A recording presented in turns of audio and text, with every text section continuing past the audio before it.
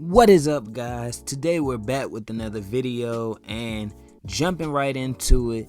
In my task today, I need to go over our staff, which for the most part I want to keep everybody that we had join last season. Like I said, I want to keep the consistency with these guys. I think they have potential. We just got to get them the right roster for them to be able to work around. The only position that I needed to fill was the CFO position. So I feel that, and as you can see, the coaching, the scouting, and sports medicine side is still all good. So as far as the Knights go, everything is good staff wise. Let's go see if any other teams around the league made any major coaching changes. And going through this, I didn't really see any coaching changes that look significant. Teams were signing assistant coaches and switching those out. I didn't see any type of head coaching changes that were very significant. So we're going to jump on into the draft, guys. Today is draft day. First, what we're going to do is go through a last scouting report and have draft workouts. And after the workouts, it'll be time to select our players. Let's go. I'm excited for draft day, and I hope you guys are too. I hope you're happy with the selections that we make. On a last minute call about players that we should bring in for workouts, my foreign scout called me and told me about the third product of the trio between Mike Trapp and Andrew Tate. His name is Tally Butler, 5'8" point guard, knockdown shooter, really good passer, I heard, but he could be a defensive liability at times, and he's not a good finisher. His size is his biggest weakness, but my foreign scout told me if he's available in the second round, he has tons of potential and we should draft him. Let's check out some of his highlights. As we can see, he averaged 15 points and almost 9 assists in the Euro League. He takes pick and roll. Good finish right there, even though they say he's not the best finisher. That looked like a good finish to me. See him off another pick. Knocks down the shot, nice and clean. So, looks like a pretty good offensive player to me so far. Another pick and roll, step back, pop. Oh, and he hits it. That was nice. Catch and shoot three. Hits it, and he looks like he's got a little bit of flair with him for his size. Hyping up the crowd after that shot, runs around. He really looks like a pick and roll maestro from what we can see. He loves to play out of the pick and roll. Right there, that's a clean finish. They say he's not a good finisher.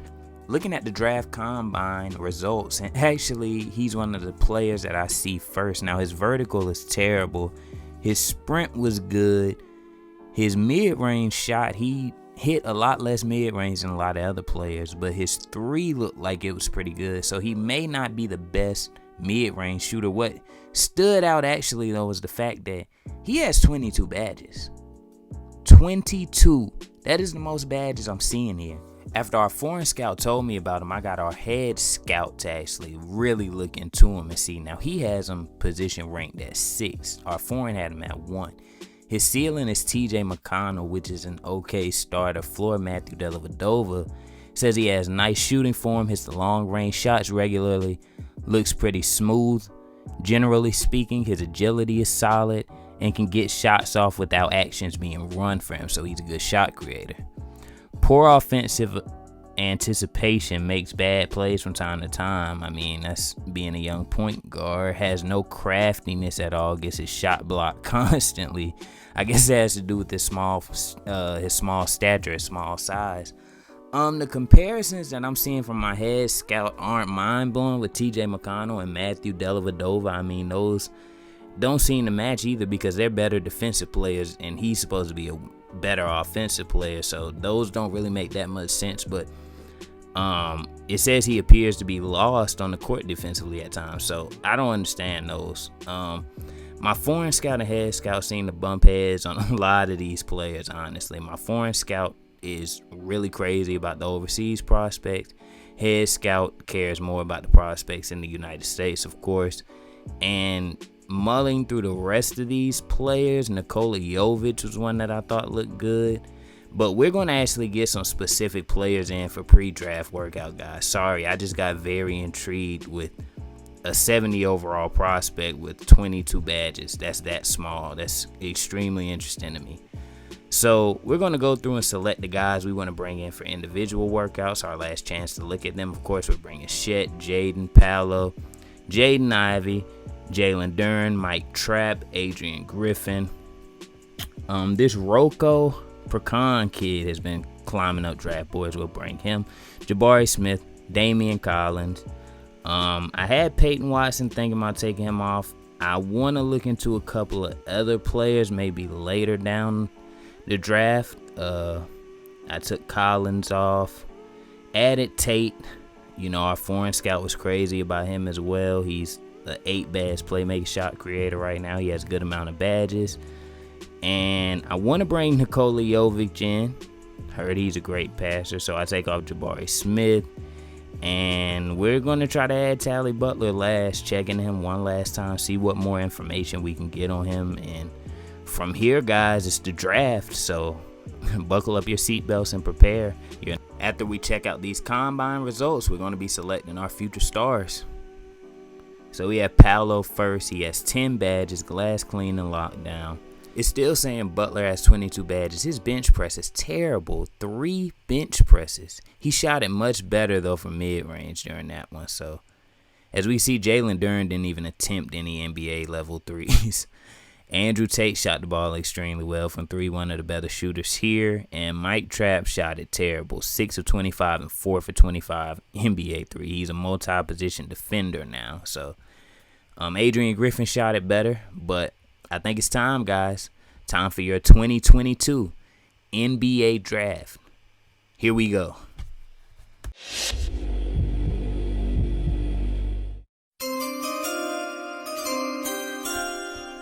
And with the first pick, it's to no one's surprise, the Hornets select Chet Holmgren. They said whenever Holmgren attacks an opposing defender, his moves have the confidence of someone who has practiced that same move thousands of times, a highly polished player and one worthy of the first overall pick. Chet's going to come right in, pair up with LaMelo. The Hornets have great size now. They have 2 really good deep range shooters. LaMelo is going to play make. Chet could honestly come in his first season and be averaging close to 20 points per game and possibly even 10 rebounds. He's a small kid, very skinny, but he has so much offensive talent and explosiveness. The Hornets are going to be a force for years to come. And with the second pick, the Seattle Sonics take Jaden Hardy. Hardy's 29.3 points per game in the G League was the highest this past season. As a team in need of another scorer, I don't think the Supersonics could have done better with this pick. So the Sonics get an amazing scorer at the number 2 pick. He has the potential to be as high as an all-NBA shooting guard. He's going to be a great scorer at the next level. He was already a great scorer in the G League. 29 points per game is amazing. And the Sonics have a go-to guy now. They have a guy to put fans in the stands, somebody who can go out there, make highlight plays, and really put this team on the maps.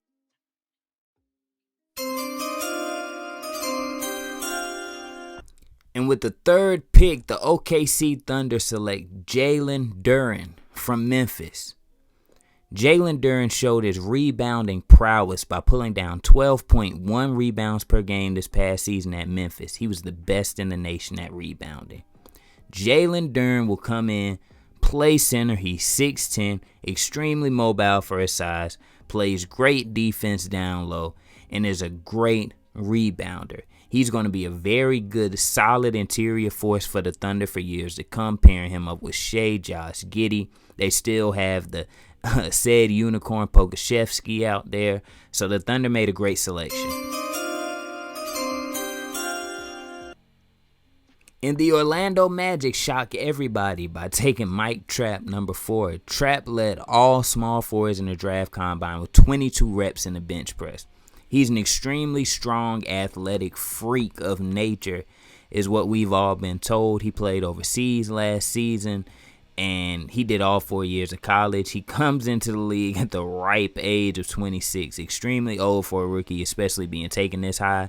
But he's supposed to be a player that can come in, lock up NBA superstars from day one, And he has a good handle for his size, great agility, he's very mobile for his size, and he has a good handle. We got some fans chiming in, booing him, saying he's a bust, and they're mad at Orlando for this pick, but we'll see what this guy does in the league. And you guys didn't hear the NBA draft sound for your Knights because I decided to make a trade. I'm not selecting a rookie with this pick. I thought when Lauri Markkanen went to Cleveland, it was a very dumb decision on both ends. I think Lauri had no options, and Cleveland drafted Evan Mobley, who also, as you guys saw last season, won Rookie of the Year. So we're trading our number 5 pick for Lauri Markkanen, who I think has a ton of potential that I'm going to make sure we tap into, and Kevin Love. We also get a big first-round draft pick years down the line that can help us in the future. I know you guys may be upset with this, but I will tap into Lauri's potential and make him a star.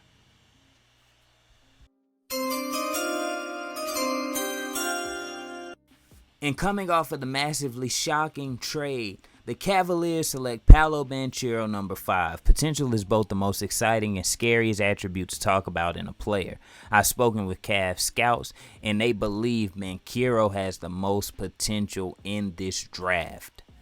Banchero is the type of player that you can look at and put into a mold like a Giannis. He has point guard skills and a 6'10 body. He's extremely strong and very, very, very athletic. He has the potential to be the best player in this entire draft, and now that the Cavs have traded Markkanen, they can slide him in to play this big lineup that they want to achieve. Only time will tell how good it will be. And with the 6th pick, Detroit selects Adrian Griffin Jr. from Duke. A tremendous defensive asset, Griffin Jr. led the nation in steals last year with 3.2 a game. So Griffin Jr. started his year out as a really good offensive player at Duke. His defense was not that good, and over the course of the season, he just got more and more adapted to the college offenses, and his defense went to a tremendous level where he may be one of the best defenders in this draft. Him next to Cade Cunningham, the Detroit Pistons now have great size and great scoring on the perimeter. They could be a deadly duo. Houston comes in with the first shock of the night. Besides the trap pick, this is a major shock. Houston decides that they're going to draft a point guard that was ranked 4th in his position and 33rd overall in Kennedy Chandler. They said that what he showed in workouts was extremely mind-blowing for the Rockets organization, and they think he has potential to become a really, really solid player in this league. Right now, they have Kevin Porter Jr. manning the point guard position. They were unable to buy John Wall out or trade him anywhere during the past season, so we don't know if he's going to end up playing for them or not, but Kennedy Chandler has been the biggest shock of this draft so far. He does have high potential, but right now he's extremely raw, and he's the type of player that the Houston Rockets could have picked up much, much later in this draft possibly. They could have even traded down and got a player who can come in and produce right away and gotten Chandler later. And with the 8th pick, Indiana provides another shocker in Roko Prkan. Prkan is one of those international players who seems to sprout new abilities every article you read about him. I don't know what to believe at this point. Using their lottery pick on him, the Pacers are buying into what people have been selling on this kid. So I think the Pacers' approach was to get a player who has high potential, who can come in and be raw, but he still has good enough skills to possibly help them off the bench in limited minutes during his rookie season. The Pacers have Sabonis, Miles Turner, Karis LeVert. They have good wing play. Chris Duarte's come in and played well in his rookie year. They have Brogdon. They have good size. They have good players. And they're the type of team that barely misses the playoffs, or either they get in. They just have dealt with a lot of injuries. They got a new coach last year, so they ended up getting a number 8 pick. But they could easily just have this kid develop, take his time, and they could be a playoff team next year. And with the 9th pick, the Rockets make another shocking selection by picking Vaughn at number 9. When I watch Vaughn's game, I see a work in progress with an enormous amount of potential. Edward Vaughn's ceiling is Sean Kemp, but his floor is Corey Blunt. And right now, he's a pretty good vertical leaper, has plenty of athleticism. He's a really great finisher, powers through contact, and has a knack for blocking shots. He's a solid defender at this point. Right now, this is definitely a potential pick. Vaughn has the potential to become one of those players that down the road you're wondering why he was drafted so low. But in the position that Houston is in currently, this is a shocking pick. Houston needs to start working on winning now as opposed to waiting on players who may take 2 to 3 years to develop. But I mean, we'll see what Houston does this upcoming season. They're a very interesting team, especially based off the players that they've selected in tonight's draft. With the 10th pick in the draft, the Washington Wizards select Peyton Watson from UCLA. If only for his showing at the draft combine, Peyton Watson is a great selection here with the best in-class vertical of 44 inches. So Peyton Watson is a 6'9", small forward that can play power forward. He comes in at 73 overall. Peyton Watson has an incredible leaping ability. His ceiling is Metta World Peace Ron Artest, and his floor is PJ Tucker. Based off of his physical gifts, his athleticism, and his verticality, Peyton Watson should be able to come in for the Washington Wizards and produce right away at a high level for these guys.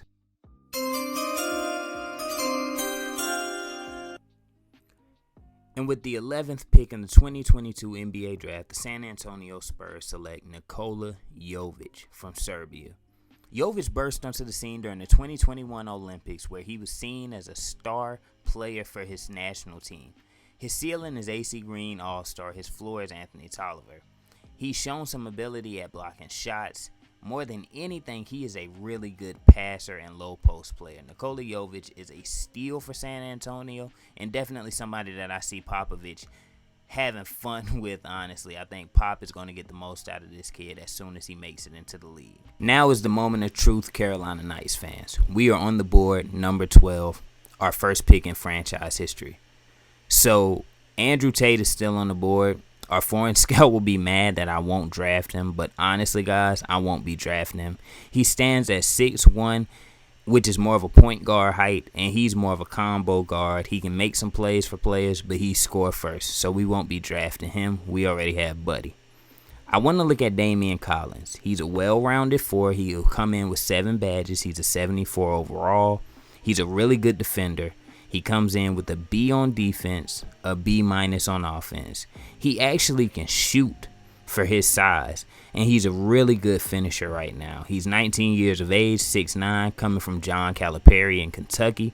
His ceiling is Christian Laettner. As a starter, his floor is Chris Humphries. He looks pretty smooth generally. His agility is solid. He's a defensive presence in the post, solid throughout, very consistent rebounder on both ends of the floor.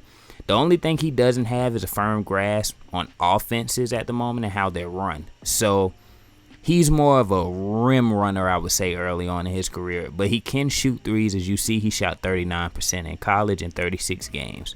So that's pretty good. His three-point scoring rating right now is a B+. So he's the type of player that we can get to go down low, play defense. Even though he's 6'9", a tad bit undersized at center, I'm thinking about putting him on at the center position right alongside Lauri Markkanen at power forward. Lauri's taller than him, but he doesn't have the defense he has. Let's check out Jabari Smith, another power forward. He has a B- inside. See, he can't shoot the way that our boy Damian can, but he did score more points, and apparently his attributes are lower, but he shot a better percentage, apparently on less shots per game than Damian Collins did.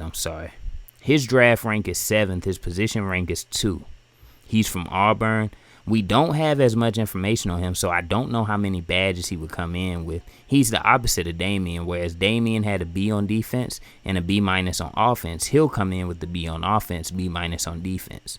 Quite honestly, with us having Lauri Markkanen, I think that we're going to go with Damian Collins.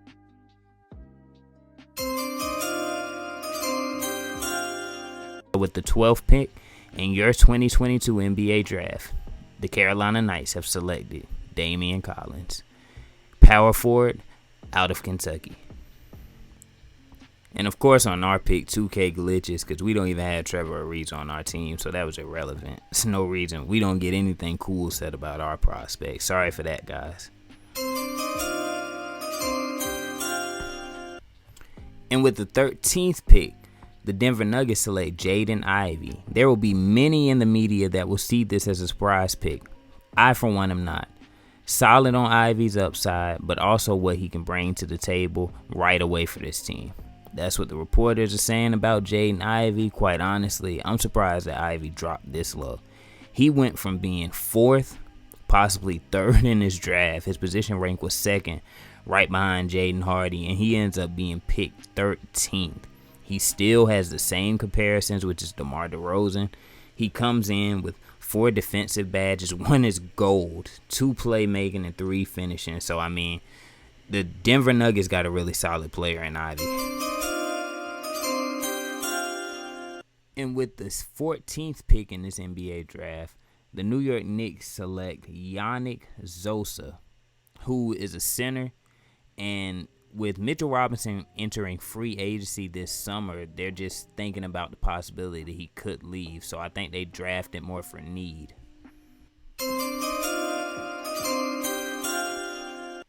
And with the 15th pick, the Sacramento Kings select Jabari Walker from Colorado. He's a player that many people had coming off their boards in the top 10, around 9 or 10. So surprising to see him fall. So unfortunately, guys, my footage got ripped. For some reason, I cannot find it. But I made another trade. Remember, Coach came in and asked me to get him 2 lottery picks, and I succeeded in doing that. I traded with the Timberwolves for their 2020 first-round pick and Jordan McLaughlin. And I gave them Terrence Davis and a 24 first-round pick that is top 10 protected. So let's look at who's still available. As you can see, Andrew Tate is still there. But I'm thinking about going with a wing right now, guys, a small forward. So we got Patrick Baldwin Jr. up on the board. He has nice size, 6'6". Jabari Smith Jr. is still available. This Tate kid, I don't want to regret not taking him, but I really don't think he fits what our team needs at the moment. We got Kendall Brown available, Ousmane Dieng.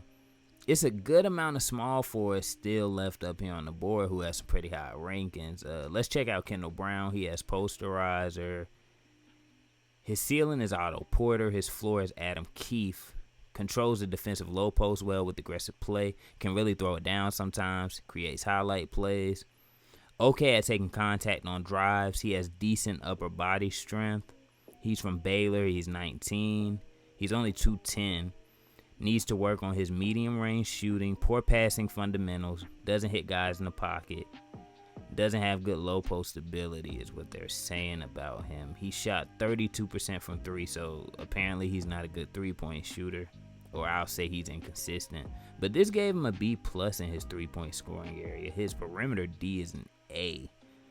So he could come in and be like a lockdown player for us. I do want defense. He's only a 71 right now. He's 5th in his position. Ousmane Dieng is 3rd in their same position. His 3-point scoring is an A- in his mid-range. His perimeter defense is a B-. Basketball IQ is a C. He's from France, 6'8", 211 pounds. So he's not really bigger than Kendall Brown was. His ball handles a 77. His perimeter defense is only a 67. So I can say from right now, I don't think we're going to be going with Ousmane Dieng. He's a 73 overall with long wingspan, though, 7'2". Ivan Raja, he would come in with no badges. We don't know his overall because he's not 100% scouted. He's 99% scouted. That's crazy. We don't get to see his overall off of that. His ceiling is Grant Hill, All-NBA. Walt Williams is his floor. Seems to position himself well on defense. Pretty good vertical leaper. Capable defender in the low post. He doesn't have much mid-range ability. So, I mean, I want a shooter as well. With Baldwin Jr., his ceiling is Detlef Schrempf. His floor is Steve Novak, who's a great shooter coming off the bench. I think this guy can create his own shot at the next level. I do want another creator. I won't lie. He's a good dunker, really solid finisher overall, strong vertical leap. will help him finish through traffic. So from what I'm reading, it sounds like he's like a 3-level scorer, tends to make poor decisions with ball on occasion. That's his only weakness compared to a lot of the other guys that we've been looking at. They have more weaknesses than him. He is a 72 overall, which isn't the highest. He averaged 21 points in college, 4 rebounds, 3 assists, almost a block, and he averaged a steal. He shot 40% from 3, so that's a more than capable 3-point shooter. He's coming out of Wisconsin. He's 212 pounds, so a little bit bigger than the other guys. His 3-point shot is only a 71, so maybe he just takes smart. Yep, his shot IQ is an 86, so he takes smart shots. That's why he's able to shoot such a good percentage. His offensive consistency is a 51. His perimeter defense is only a 61. That's not good at all. He can rebound. His help defense IQ is a 71. His speed is 72. His stamina, handle. His potential is a C+, so he probably won't grow too much. He's labeled a mid-range specialist. I don't know. For some reason, I just really like Baldwin Jr., though, guys. He has difficult shots on silver. I think he can create his own shot, unlike a lot of these other guys that we're looking at. So I hope this just doesn't disappoint anyone, but it may be surprising. The Carolina Knights will select Patrick Baldwin Jr. out of Wisconsin with the 16th pick in the 2022 NBA draft. He shot 41 of 50 on his college threes, so it's saying he only has a 71, but he's a capable shooter, guys. So we got Damian Collins and Patrick Baldwin Jr., players I think can come in and fit the rotation day one as our 2 lottery picks for our coach. And all right, guys, leading into the second round, we have the second pick of the second round. So with that, I'm pretty sure we're going to be taking perimeter lockdown Mojave King. He's actually ranked 5th in his position and 14th in general. So he has slid crazy. He has slid down crazy. I don't know if it's medical or what. His ceiling is Tony Allen, floor Gerald Henderson. Has shown excellent ability at taking away the rock. They say they think this guy can create his own shot at the next level, and he's a solid finisher, can be counted on to make shots at the rim. He's plagued by poor judgment when it comes to ball distribution, and as you can see, he does not have a bad medical history, so teams really just passed up on this guy. I don't know if it's a character issue or what, but he's from Australia. He's age 20. It makes me think about Matisse Thybulle. I believe Matisse is from Australia as well. I may be tripping, but Matisse is a perimeter lockdown. Mojave looks to be a perimeter lockdown. And so we're selecting him with our second round pick. So unfortunately, Mojave, you fell, but we're going to get you right, man. You're going to come on this team, get some playing time, and be a good perimeter defender for us. He can make up for some of Baldwin's defensive inabilities at the moment. And we're about to look at a draft summary, you guys, and see how all the teams actually fared during this draft. As you guys can see, Shet came in at an 80. Hardy and Duran came in at a 77. Trapp is a 79, so he's actually the second best player so far. Bencaro is a 76. Griffin is a 75. The Rockets and Pacers completely tanked on their picks. 272s and then a 69. The Rockets had a bad draft. I can conclude that.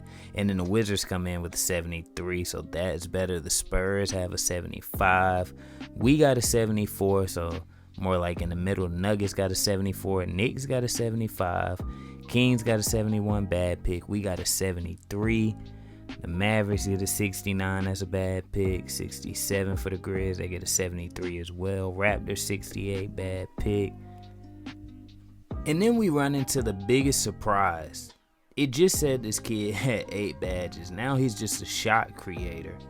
He's a 77, and he gained 2 more badges than Andrew Tate. So the Pelicans, we got an 80, a 70, 2 77s. He's actually like the 5th best or tied for the 3rd best player in the draft. And the Pelicans got him at 24.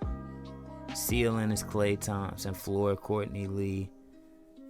Looks pretty smooth, generally speaking. Agility is solid. So the Pelicans got a real steal in this draft by being able to get him at 24. Of course, we didn't get him for a reason, like I said. I still think, fit-wise, he didn't fit the team right now.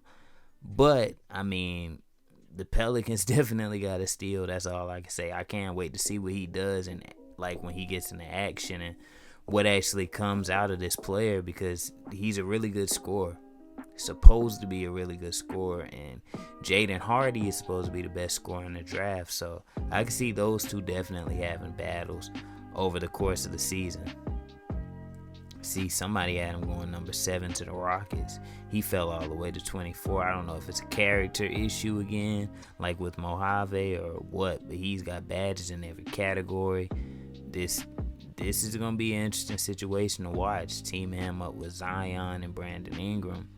We'll see what he's able to do. Yeah, everybody else got really low 70 players. The Celtics got a pretty good pick at 73.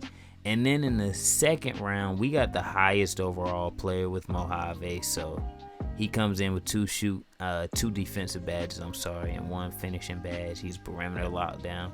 We'll try to work on his shooting, but he should definitely be able to come in and lock some people up right away for us. So we also see that Tally Butler was not drafted at all. So he may be a player that we sign or bring along for summer league, try him out, and see if we could possibly put him on this team. Thank you guys for watching today's episode. And the next episode, we'll be heading into free agency.